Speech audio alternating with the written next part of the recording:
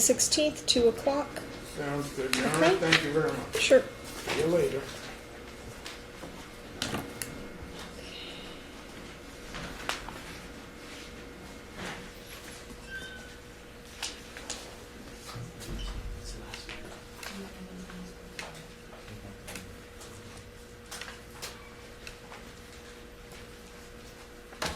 Okay, David Roy Stillwell. This is an obstructing charge, C10416998. Come on up to the podium for me, Mr. Stillwell. All right, we are set for trial today. Are you ready to go forward, sir? Yes. Okay, and we have as standby Ms. Jefferson. So the public defender is here just in case there are some legal questions that you might have issues on or something like that. City, were you seeking jail, or what was the I was not, issue Judge. there? Okay, all right. City, are you prepared to go forward? I am, Judge. Okay. All right, first we have the issue of some motions that were filed. Mr. Stillwell, I did receive your motion to dismiss, and City, I did receive your opposition. Anything else that you would like to add today towards the motion? I did make a reply in support of my motion. I'm not sure if that got in time. I did see that. Anything else you want to add to the contents? Yes, I'd like to have a ruling on my motion. Okay, I understand that. I'm asking if you want to add anything other add than what you've anything written. to the motion? No, I think the motion's... Okay. City, anything else you need to represent with respect to the motions? No, Judge, I just wanted to add that I did just reference mostly the constitutional issues, but there is also a statutory scheme in Nevada. It's NRS 484B-570 relating to administrative roadblocks. And I believe this must be a new statute, NRS 484B-580, which makes it a gross misdemeanor for failure to stop at a roadblock. So I just wanted to add that. Okay. All right, Mr. Stillwell, with respect to your motion, here's the situation. We're set for trial today. What you've raised are questions of fact, okay?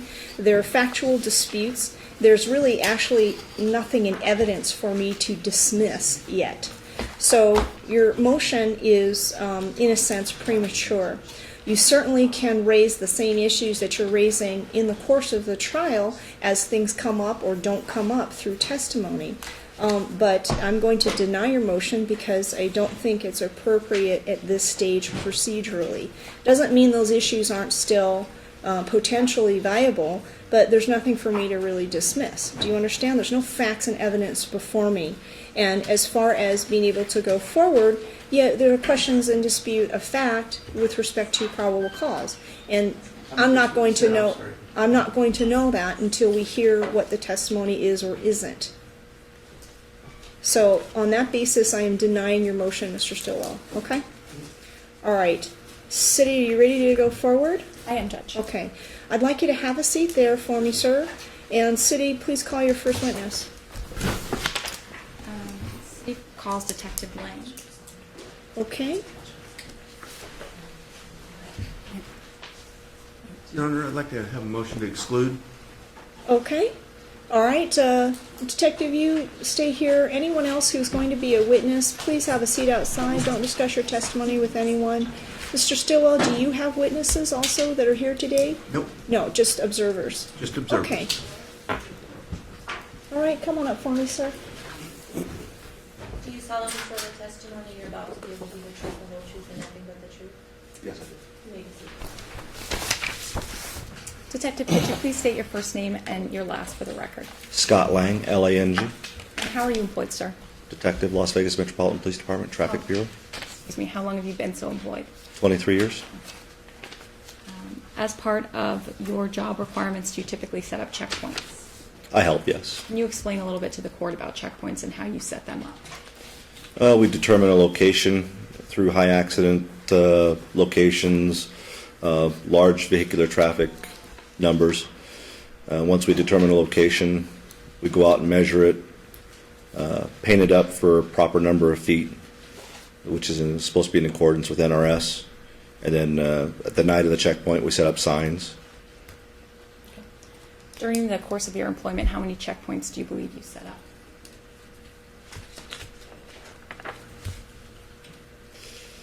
Oh, I've probably been a part of at least 100. Do you remember participating in a checkpoint on February 5th, 2011? Yeah, Super Bowl. Okay. And do you remember that checkpoint being at Cheyenne and Tenaya? Yes. Is that within the city of Las Vegas?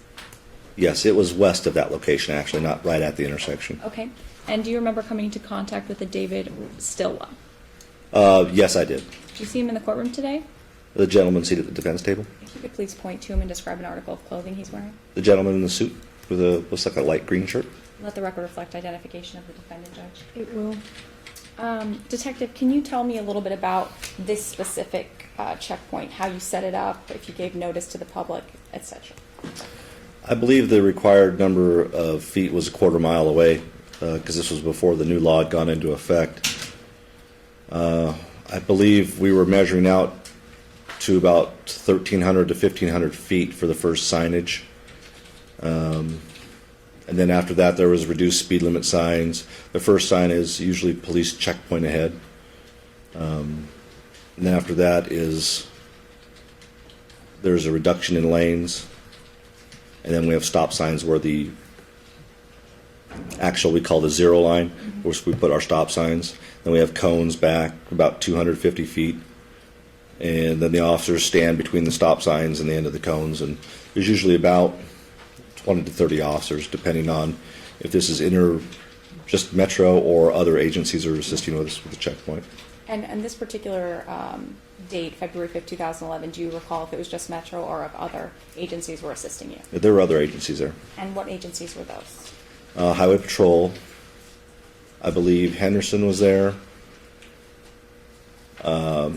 possibly Paiute Police Department, and I can't remember if Boulder City was there or Henderson. And as a general question, what is the purpose behind these checkpoints? To identify impaired drivers, test them. If they fail field sobriety tests and a PBT, then they get either the option of an Intoxilizer 5000 test, which is at the location, or the option of a blood test from a nurse. Now, when a car drives into the checkpoint, what is required to occur? All is required by the driver is to just roll the window down. The officer then leans down, speaks to the driver to determine impairment, and if there's no impairment, they let him go. If there's impairment, then they take him out of the vehicle and test him. Now, as a detective, what's your specific job at a checkpoint such as this? After the checkpoint's set up, my specific job is just to make sure that things are flowing in the command area like they need to be flowing. People are being tested properly. We're in accordance with what we need to be. If the nurse needs anything or the phlebotomist needs anything, if the people in the work in the DUI van need anything, just if someone needs something, I'll help out. Now, during the 100 checkpoints you've set up, have people refused to comply with the requirements of a checkpoint? What do you mean? Have they refused to roll down a window or speak with officers? It's very seldom. Okay, and when that happens, what is the recourse based on your training and experience? Well, actually, it's been fairly recent that's happened. One of the first times it happened, the gentleman put the video on the internet, on YouTube or some site, and he wasn't really dealt with. He rolled the window down an inch, put a sign up on the window that said, "I'm not talking to you, I don't have to talk to you," and they kind of just didn't really know what to do. A legal opinion was then sought after from our department, and the legal opinion was once they enter the check. Non-responsive. Judge, I believe he's getting to it what the department's opinion got to. And your objection is what? Non-responsive. This has nothing to do with my case, the gentleman with the video or anything like that. And it does not answer the question that was asked by the prosecutor, Your Honor. Okay. Why don't you backtrack a little bit? problem, So, Sustained, why don't you backtrack a little bit and just kind of... Detective, you stated that you started to have problems, but it was fairly recent with people not complying with checkpoints. Is that correct? Correct. Okay. After those problems started to arise, did you seek information from people in your department or within Metro on how to deal with these particular situations? Yes. And what resolution was ultimately reached on how to deal with people like this? That once they entered the checkpoint, they had given their consent for the checkpoint, as far as the implied. We were told, as the police department, that they're required to roll the window down all the way. Objection, Your Honor, that's hearsay. Sitting? Judge, this is a standard procedure now that the officers comply to. It's the law that they follow. I'm going to allow testimony. This, to me, is background information. I don't, I think this goes to state of mind, so I will allow it for that purpose only. So go ahead, City.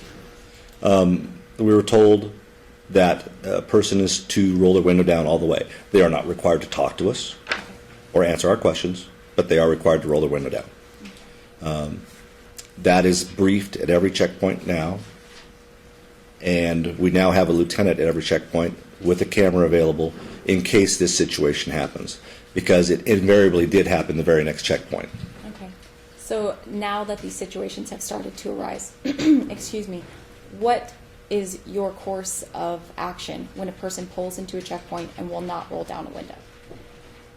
They are advised that if they don't roll the window down, they would be obstructing a police officer and cited or arrested for that offense. And as a precursor question, before you reach the checkpoint, is there an opportunity for any driver to turn around and not enter into the checkpoint? I believe there is. And you stated, just to go over that again, how far out are your signs that give warning to drivers that a potential checkpoint is coming up? I believe that this particular checkpoint was 1,300 to 1,500 feet away. Okay. And this is in a street, obviously, an intersection. Cheyenne and Tenaya, you said, although it was a bit west.